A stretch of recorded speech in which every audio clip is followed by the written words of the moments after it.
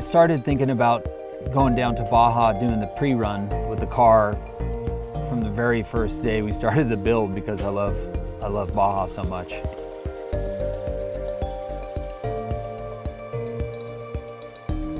So from LA, we decided to take a 1,100-mile journey down to Todos Santos, which is almost near Cabo, and it's a 2-lane road the whole way. But we decided to leave about maybe 2, 3 o'clock in the morning and get down to Tecate when the light comes up. That way we can be at the border and then get to Ensenada as the sun's kind of coming up. My mom lived down in Todos Santos for 17 years, and so I fell in love with all of Baja many, many years ago.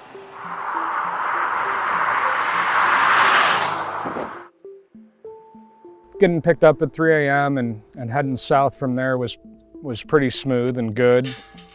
I think got to the border a bit early, which was nice because we had the time to do what we needed to do and get the papers done, and sit in a warm room for 45 minutes wasn't bad. And then make it through the border smoothly at daybreak was, I think, quite a nice thing.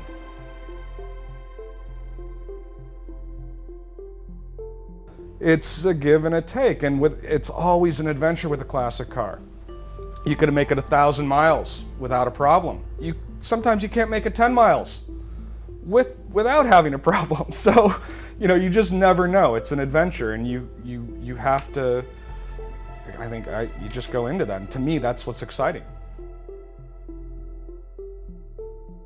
We had to basically do a test run on the motor, which we only got about 100 miles on it, and I had some engine trouble, maybe a valve, we're not sure yet, so we have to go through that. And so we have one last maybe 12 hours to go through that, and if it doesn't work, I'm probably gonna put the engine out of my other 912 into this car, and that'll be the last resort. I had it going at about 70 miles an hour, and it started to lose power, and then it started to overheat, and I just pulled it over right away because I knew there was possibly a valve issue or anyway an engine issue of some sort. So I just pulled it over before I wrecked the motor, and then basically brought it back home, and here we are. We got a 1-day delay, and we'll just make it work and go from there. We decided to swap the motor.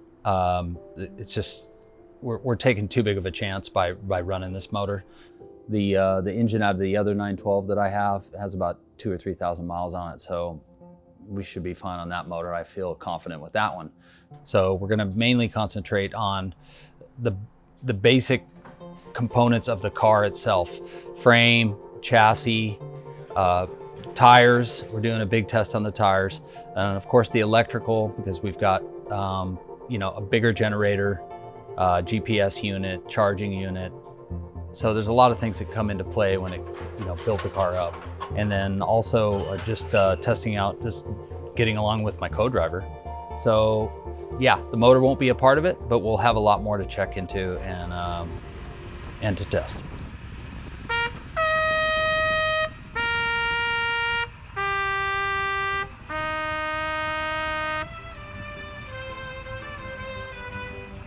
So far we made it through Tecate, and we had a 16-hour drive all the way to Guerrero Negro, which was a fairly long day, and it's pretty straightforward just to get through the drive. And we ended up in Guerrero Negro, which was kind of foggy and cold, which just seemed like it was California weather. And the car ran great, which was great. From there, we were glad to just make it, actually, to be honest with you. Switching engines and all was a bit of a task. And yeah, just glad to make it to Guerrero Negro.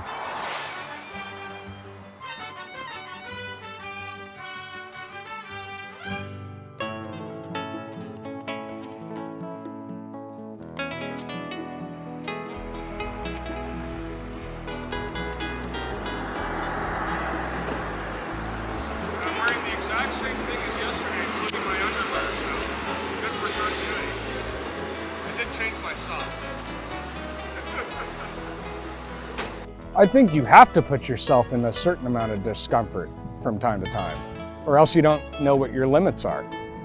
And maybe I'm somebody who's been more cautious about my limits in life than Kurht, but I think you have to. I wanted to do the rally and I was determined to do it because I love adventure. My partner and I, we have to get along. You know, the car's got to make it. It's a team effort. We both have a real, I think, passion for design and ambiance. And maybe not everywhere, but I think, you know, when it comes to what we drive or what we live in, or what we do even, we do try to curate in some way to a classic sense of style.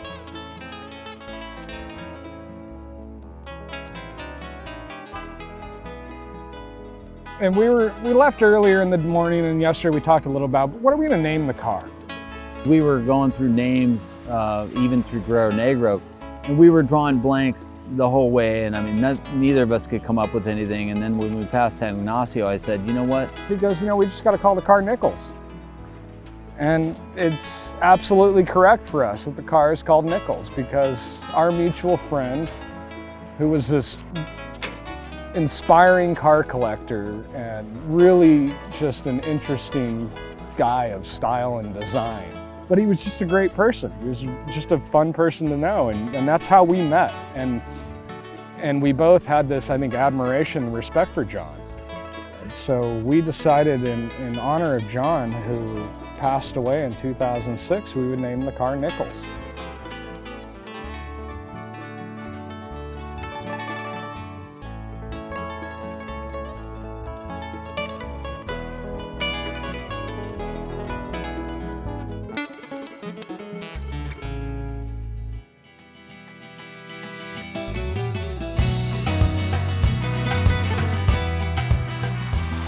And it's not to say that our friendship is ending at Peking to Paris, but it's kind of been, you know, it's been a long time. It's been at least 15 years, if not more, and here we are.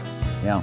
You know, and both of us, I think, and Kurht especially, you know, put your head down, work as hard as you can, try and achieve the goals that you want to achieve. And Kurt's been really good at doing that, and here we are. I mean, honestly, here we are.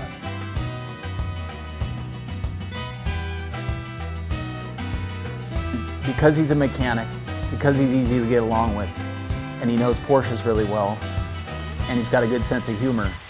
I mean, it's kind of like a perfect match. But I couldn't do this with just anybody. I would be pretty stressed out if it wasn't with Derek. You know, a lot of the thought in my mind, and this is naive thought because I'm 38 years old, grown up in California, never been to Baja. Been all over mainland Mexico, have relatives in mainland Mexico, never been to Baja. And I mean, this is unbelievable, this place.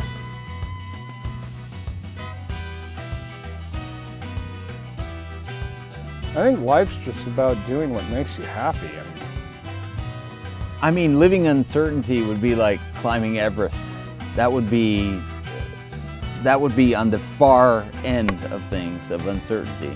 I mean, this is a little bit more tangible, where you can, you know, first of all, drive a Porsche to Cabo, which is, for me, no big deal because I've been driving, you know, down this area for 30 years. But, you know, taking the Peking to Paris rally, I mean, it's organized, there's people around, it's you know, it's semi-safe, but yeah, it's on the edge. I think in the rally words, it's definitely on the edge. I just have this go for it attitude, and so if it's a little edgy and if it's a little, I mean, yeah, I wouldn't climb Everest, but I would. There's other things I would do, and I guess this one's it. But I had a great amount of respect for Kurht right off the bat because, you know, here he is, 30-something years old, young 30s, and he's a guy that has accomplished things that, for me at that time in my life, I hadn't met anybody like him. So it's rather inspirational to see that. Now, It's inspirational. Have I done anything with that inspiration? Probably not a whole lot, but. I knew Derek would be a good co-driver because he was a good mechanic, and I knew that I could at least assist him, and that I could help him with everything that he needed help with, and he could help me, and that we'd be a good team, that we got along. And so that was... that's one thing we knew, we got along. Yeah. Like we know... Well, that's pretty important. Yeah, that's really important, I think, when you're spending 6 weeks in a car with somebody. Yeah. Life is short, and I've heard it from my elders, and I've heard it from people, and you know, you can sit around, go to work every day, and you know, visit people and do a couple of small things here and there, but I think it's really important to live life to its fullest, and that's excitement.